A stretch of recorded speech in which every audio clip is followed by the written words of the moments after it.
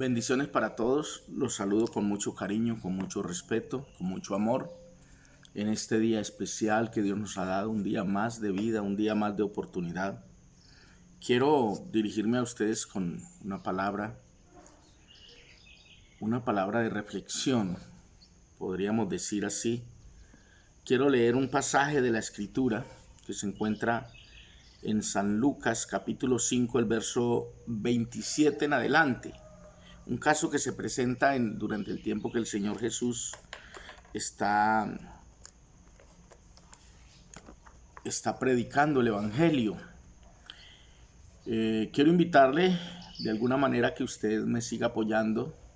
Le agradezco a los hermanos y a los amigos que han llegado al canal. Estoy contento de ver que varias personas ya han entrado, se han suscrito.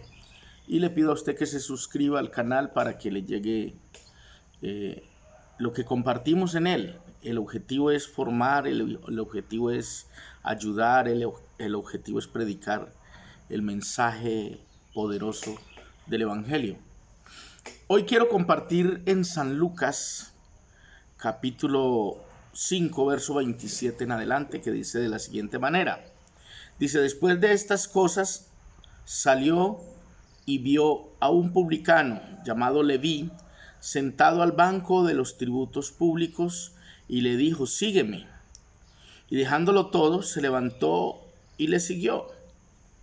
Y Leví le hizo gran banquete en su casa, y había mucha compañía de publicanos y de otros que estaban a la mesa con ellos. Y los escribas y los fariseos murmuraban contra los discípulos, diciendo: ¿por qué coméis y bebéis con publicanos y pecadores? Respondiendo Jesús les dijo: los que están sanos no tienen necesidad de médicos, sino los enfermos. No he venido a llamar a justos, sino a pecadores al arrepentimiento. Entonces ellos le dijeron: ¿por qué los discípulos de Juan ayunan muchas veces y hacen oraciones? Asimismo los de los fariseos, pero los tuyos comen y beben. Él les dijo: ¿podéis acaso hacer que los que están de bodas ayunen entre tanto que el esposo está con ellos? Mas vendrán días cuando el esposo les será quitado, entonces aquellos días ayunarán. Les dijo también una parábola: nadie corta un pedazo de un vestido nuevo y lo pone en un vestido viejo, pues si lo hace, no solamente rompe el nuevo, sino que el remiendo sacado de él no armoniza con el viejo. Y nadie echa vino nuevo en odres viejos. De otra manera, el vino nuevo romperá los odres y se derramará, y los odres se perderán. Mas el vino nuevo en odres nuevos se ha de echar, y lo uno y lo otro se conservan. Y ninguno que beba el añejo quiere luego el nuevo, porque dice: el añejo es mejor. Hoy toma esta lectura desde allí, desde donde Jesús efectúa una alianza e invita a que lo siga un publicano llamado Leví. Usted sabe, para ponerlo en el contexto histórico de esa situación, pues los publicanos eran tenidos muy como personas malas, personas pecadoras, personas sucias, ya que ellos cobraban el impuesto de su pueblo para el gobierno romano. Eran trabajadores del imperio prácticamente, y los judíos pues los tenían como por enemigos, aunque fueran de su propia tierra. Eran considerados traidores además y pecadores, porque casi todo el mundo sospechaba que ellos sustraían de lo que cobraban. Para los que pronto no comprenden esta situación, es parecido a lo que hace hoy día la DIAN, cobrando el impuesto para hacerlo llegar a la nación, y de allí de ese impuesto que pagamos todos es que se pagan todo, inclusive se le paga a los políticos que son corruptos y que roban. De allí es de donde desaparece en el presupuesto nacional lo que era para los niños, se lo gastan ellos, etcétera. De ahí sale la corrupción, de ese impuesto que pagamos todos Así era ya, el sistema de impuestos era cobrado para el gobierno de Roma, que eran los que tenían el gobierno prácticamente, y que los judíos tenían que estar sometidos como si fueran esclavos prácticamente, tenían que estar sometidos al gobierno de Roma, que era el que había tomado la autoridad en esa región. Entonces creo que ya puestos en el contexto entendemos por qué ellos aborrecían tanto a los publicanos, a los cobradores de impuestos, y aunque fueran de su propio pueblo, pues no los querían, no los amaban, Pero vemos que Jesús, y eso es lo que les impacta a ellos, Jesús llega a esa mesa. Alguien dijo, posiblemente él estaba pagando el impuesto, porque recuerden que hay una ocasión cuando a Jesús le preguntan, tus discípulos no pagan el impuesto, y parece ser que Jesús se mete en la fila, y ahí en una ocasión parecida a esa es cuando le dice a Pedro, ve y tira el anzuelo, y el primer pez que saque le abres la boca, y hay una moneda, un estatero ahí para que paguemos el impuesto por ti y por mí. Y Pedro pues se va al mar, tira el anzuelo, y es donde sucede un milagro, porque ningún pez que tenga una moneda en la boca va a agarrar un anzuelo. Sin embargo, ese pez se agarra del anzuelo, Pedro lo extrae del agua, le abre la boca, y precisamente ahí está la moneda. Y eso es una cosa que la gente no entiende, por qué pasó eso, cómo fue. Las películas tratan de describir que era que una embarcación iba, a un pasajero le cae la moneda, se va, el pez la atrapa. Pero lo increíble es que Jesús ya sabía eso, que Jesús veía el pez con la moneda en la boca, y quizá le ordenó al pez que agarrara el anzuelo. O sea, ahí es donde uno ve algo que tiene que ver con Jesús, que era todopoderoso y que conocía todas las cosas y sabía todo. Sin embargo, ese no es el tema. Hoy quiero por lo menos hacerles reflexionar acerca de la enseñanza de Jesús, que era muy diferente a la doctrina de los fariseos. De hecho, los fariseos no se juntaban con nadie. Mire que ellos ahí le decían, pero ¿cómo es que ustedes, tus discípulos, comen con pecadores? ¿Cómo es eso posible? ¿Por qué comen con pecadores? Y era acusado de comer con pecadores, con rameras, es decir, de juntarse con gente que ellos en su costumbre judía no estaban acostumbrados a hacer, y para ellos, según eso, les era pecado. O sea que Jesús, cuando llega, él se confronta a un sistema religioso muy parecido a algunas organizaciones que hoy tristemente también tenemos, que no quieren juntarse con cierto tipo de gente, que le prohíben a sus creyentes ir a ciertos lugares, o le prohíben hablar con cierto tipo de gentes. Pero yo sigo creyendo como Jesús creía. ¿Cómo vas a ganar a otros si no te haces amigo de ellos? ¿Cómo les vas a hablar del evangelio si no te puedes acercar a ellos? Y para ti es pecado, para ti es malo eso.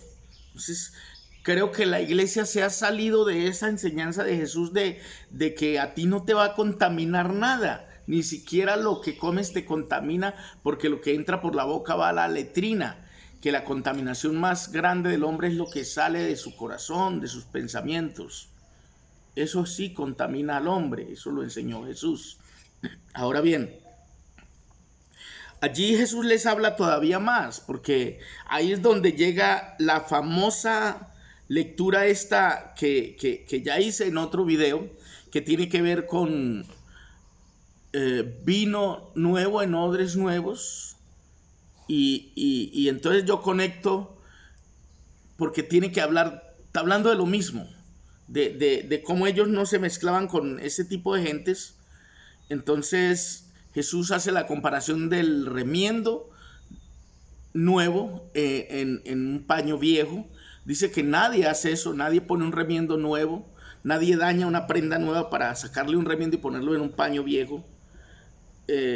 Sin embargo, esta lectura a veces no es bien entendida por algunos lectores, porque no comprenden por qué se habla del vino viejo y del vino nuevo, odres viejos y odres nuevos, remiendo nuevo en paño viejo, etc.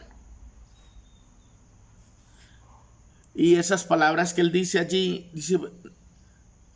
Jesús les dijo, los que están sanos no tienen necesidad de médicos, sino los enfermos. Y finaliza diciendo, yo no vine a llamar a justos, sino a pecadores al arrepentimiento. Lo cual quiere decir que la misión de él era llegar donde estaban los pecadores. Y hoy, ¿cuál será la misión de la iglesia? Porque uno ve que no quieren asociarse con esta gente, no quieren hacer esa amistad. Y yo he visto que en los años que llevo de predicar el evangelio, que la única forma de ganarse a otro es hacerse amigo del otro, es conocer al otro, es identificarse con el dolor del otro, es acercarse al otro, buscar la forma de acercamiento, derribando cualquier pared de oposición que haya, cualquier concepto y paradigma que haya en la mente, porque nada te va a contaminar, porque tú tienes a Cristo y el otro necesita lo que tú tienes. Si yo tengo a Cristo, el otro necesita a Cristo, el Cristo que yo tengo.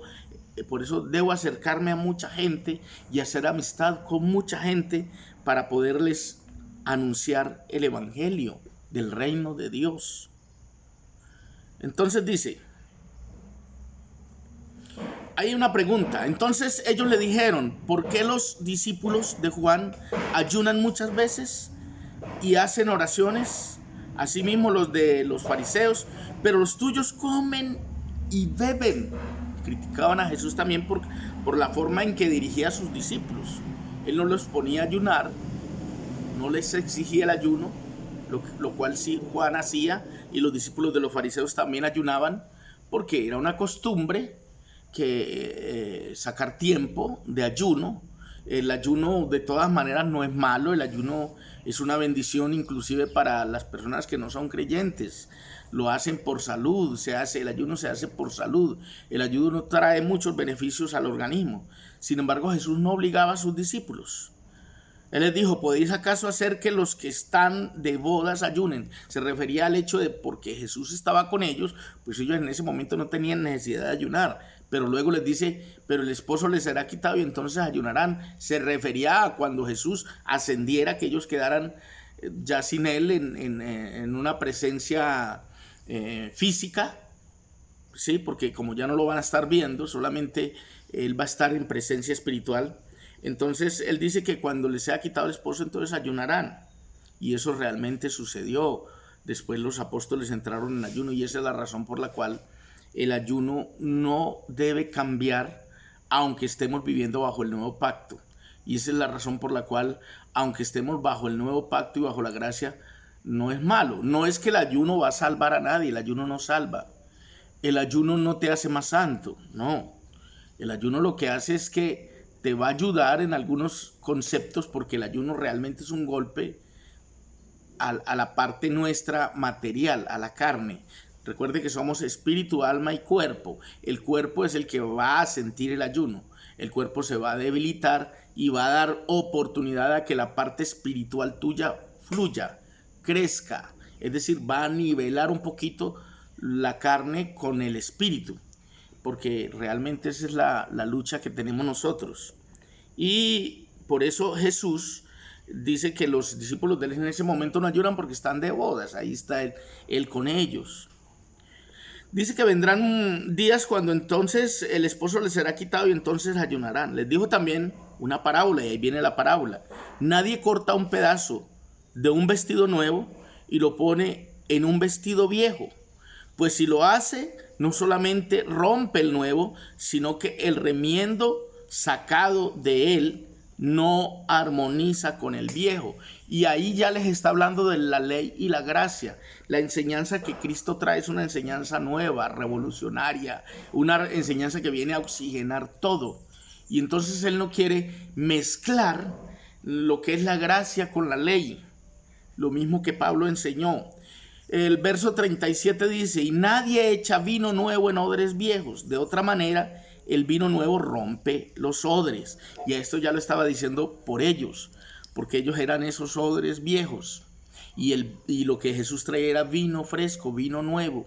Por consiguiente, los odres mejores para poner ese vino que el Señor traía eran odres nuevos, gente nueva. Yo no sé si a usted le ha pasado, pero ha llegado a congregaciones donde hay un poco de gente que tiene años ahí y ya tienen resabios y tienen caprichos y todo eso.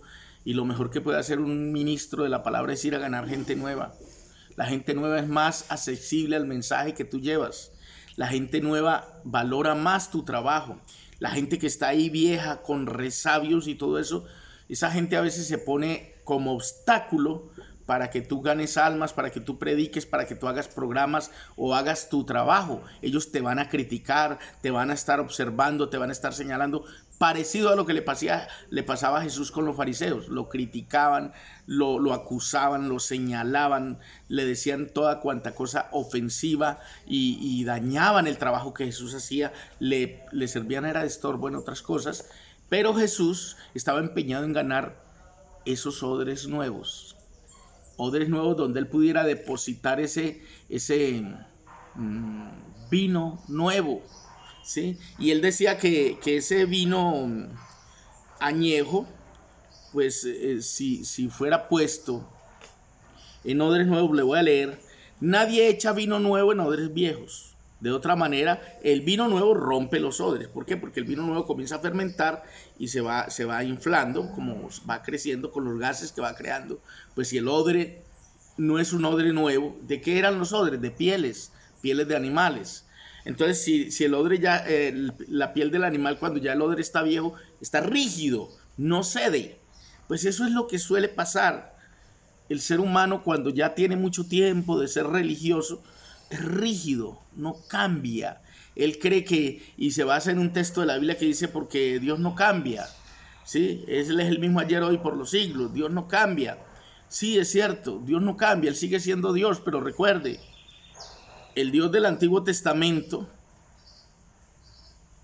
sí cambió, porque si el del Nuevo Testamento es el mismo, pues el del Nuevo Testamento vino y enseñó algo que tiene que ver con el amor, que tiene que ver con la misericordia, que tiene que ver con la verdad. Pues eso es lo que Jesús les demanda a los fariseos. Escribas y fariseos hipócritas, que diezmáis la menta, el eneldo, el comino, y olvidáis lo más importante de la ley, que es la misericordia, la verdad, el amor. Entonces, como que él quería enseñarles que ellos se habían vuelto tan rígidos, tan legalistas, que ya ni siquiera se juntaban con la gente que de verdad necesitaba el mensaje de salvación. Él como traía las buenas nuevas de salvación. No traía las viejas nuevas, sino las buenas nuevas de salvación, las buenas noticias, porque eso es lo que significa evangelio. Buenas nuevas de salvación. Entonces, amados, quería compartirles esta palabra. Todo eso para decirles que estamos viviendo bajo el nuevo pacto, bajo un nuevo tiempo dado por el mismo Dios. Y en ese nuevo tiempo es a lo que yo le llamo nuevo pacto o verdad presente, porque es en lo que debe estar andando la iglesia hoy, ¿sí? Y para eso debemos recordar, por alguna razón el Señor habla de ese vino nuevo y ese odre viejo, refiriéndose a la ley y a la gracia. El mensaje del nuevo pacto es un mensaje fresco, es un mensaje nuevo que tiene que ver con la verdad para este tiempo, para el tiempo que estamos viviendo. Y vamos a mirar unas citas bíblicas, ya con el objetivo de que usted se dé cuenta qué es lo que dice la Biblia respecto a este tema que les he planteado yo acá. Y voy a leer, por ejemplo, una cita en Hebreos 7:18 y vamos a mirar qué dice esa cita, porque Hebreos 7:18 nos muestra algo bien importante. Dice de la siguiente manera, 7:18. Queda pues abrogado el mandamiento anterior. ¿Por qué habla de esa manera? El verso 17, pues se da testimonio de él, tú eres sacerdote para siempre, según el orden de Melquisedec, porque el sacerdocio fue cambiado. El sacerdocio levítico que regía al pueblo fue cambiado por el sacerdocio de Melquisedec, que es el sacerdocio de donde viene Cristo. Y recuerda en el verso 18, queda pues abrogado el mandamiento anterior a causa de su debilidad e ineficacia, pues nada perfeccionó la ley, y de la introducción de una mejor esperanza por la cual nos acercamos a Dios. ¿Qué quedó abrogado? Lea el texto para yo no tener lo que decir, porque lo dice mejor la Biblia. que yo. Si yo me pongo a decir aquí, este está inventando doctrinas nuevas, no, señor. Está escrito en las Sagradas Escrituras, la Biblia en la que usted predica y en la que yo predico. ¿Qué quedó abrogado ahí? Porque hace alusión a la ley en el verso 19. Pues nada perfeccionó la ley. Pero traemos a colación el texto que dijo Jesús. Ni una jota ni una tilde pasará de la Escritura hasta que todo se cumpla. Claro, eso se cumplió, porque Cristo fue el que cumplió la ley. Y por eso ni una jota ni una tilde pasará hasta que se cumplió. Cristo cumplió todo. Por eso él dijo, consumado es. Otra cita, le leo otra cita. Son citas que están allí y que a veces no se nos han predicado a nosotros. En 2 Corintios, la carta a los Corintios, son pasajes que nosotros hemos leído mucho, los hemos practicado, pero en la 2 Corintios dice lo siguiente. 2 Corintios, capítulo 3, del verso 13 al 14. 3 del 13 al 14. Dice así. Recuerde que allí también es donde habla de que nos ha hecho ministros competentes del nuevo pacto. De hecho, le voy a leer primero ese texto.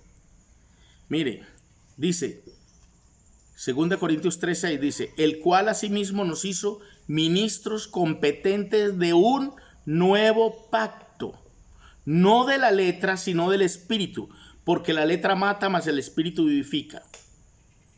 ¿Sí? Y habla del ministerio de muerte que trae la ley. Yo voy a avanzar hasta el 13, hasta el verso 13, que es el pasaje que quería compartirles. Dice, y no como Moisés, que ponía un velo sobre su rostro para que los hijos de Israel no fijaran la vista en el fin de aquello que había de ser abolido. ¿Qué era lo que iba a ser abolido? Ya él se pone un velo porque él había recibido un reflejo especial, porque había estado hablando con Dios cara a cara. Dios lo dijo y le quedó un reflejo, un brillo, la gente no lo podía mirar. Él cubrió su rostro para cubrir esa luz que había, ese reflejo que había en su rostro, que representaba la gloria de Dios en su vida.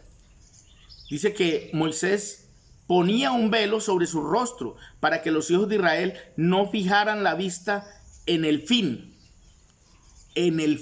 de aquello que había de ser abolido. ¿Qué iba a ser abolido? El reflejo del rostro de Moisés. Eso tenía una tipificación especial.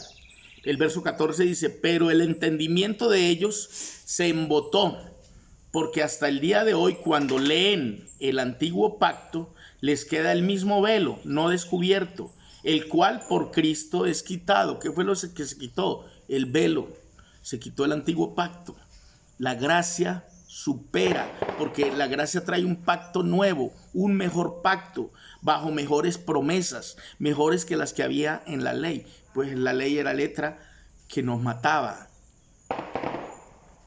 Y aún hasta el día de hoy, dice el verso 15, cuando se lee a Moisés, el velo está puesto sobre los corazones de ellos. Es decir, cada que usted lee la ley, es como poner un velo para no ver la gracia, para no ver el resplandor de Cristo, para no ver la salvación por gracia y por fe.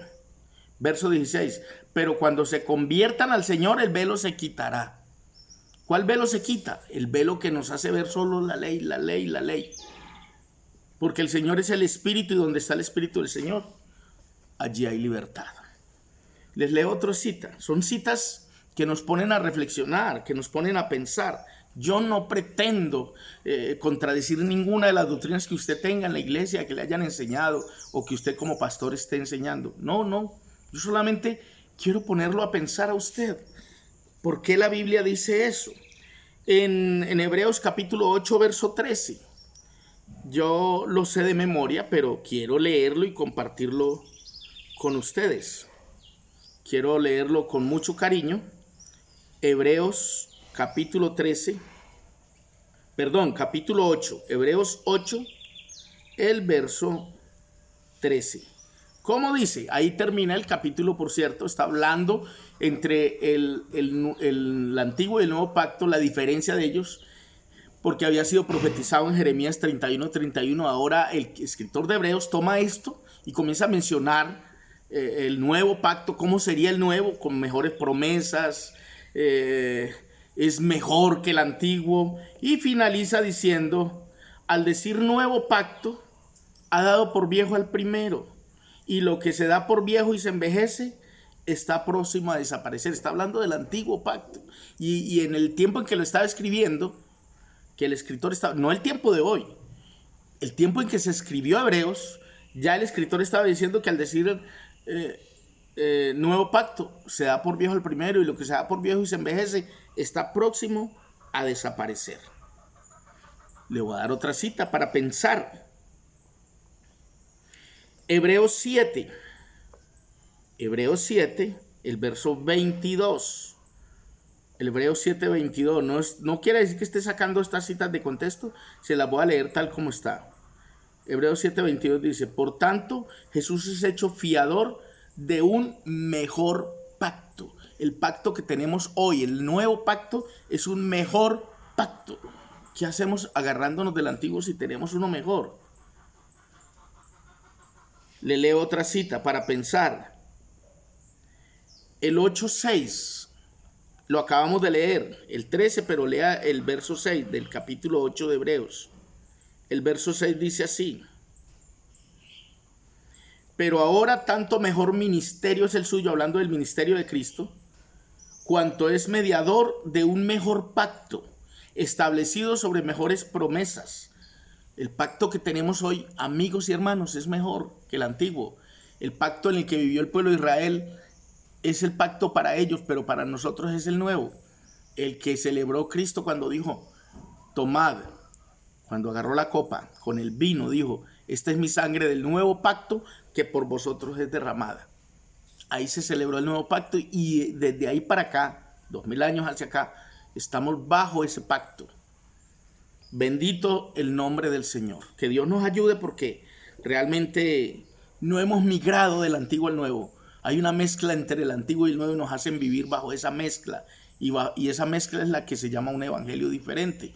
Léalo en Gálatas, lea todo el capítulo de Gálatas y lea las 5 cartas de Gálatas, todo el libro, que es cortico. Y ahí usted encontrará que había una lucha entre la ley y la gracia, y Pablo trató de defender la gracia al terminar diciendo esto. Pónganle cuidado. Primero les dice: ojalá se mutilasen los que os perturban, porque querían obligar a la gente que Pablo le anunciaba el evangelio que se circuncidaran. Por eso habla de que ojalá se mutilen, o sea, ojalá se cortaran. Y finaliza diciendo: de la gracia habéis caído los que por la ley os justificáis. En el capítulo 2 de Gálatas, ahí dice: porque nada perfeccionó la ley, sabiendo que el hombre no es justificado por las obras de la ley, sino por la gracia, por la fe y por la gracia en Cristo. Bueno, hermanos, tengo mucho que decir. Voy a dejar esto para que el video no se ponga muy extenso, y mañana sigo platicándoles este tema, que es bien apasionante y bien interesante. Los invito. Bendiciones a mi amada familia Jiménez, donde quiera que se encuentren. Bendiciones a mi hija Luisa Fernanda, mi hijo Luis Miguel, mis hermanas. Todos los amo en el amor del Señor. Y bendiciones a ustedes, mis hermanos que pertenecen al canal. Le invito a que se suscriba al canal para que le lleguen estas enseñanzas. Bendiciones para todos.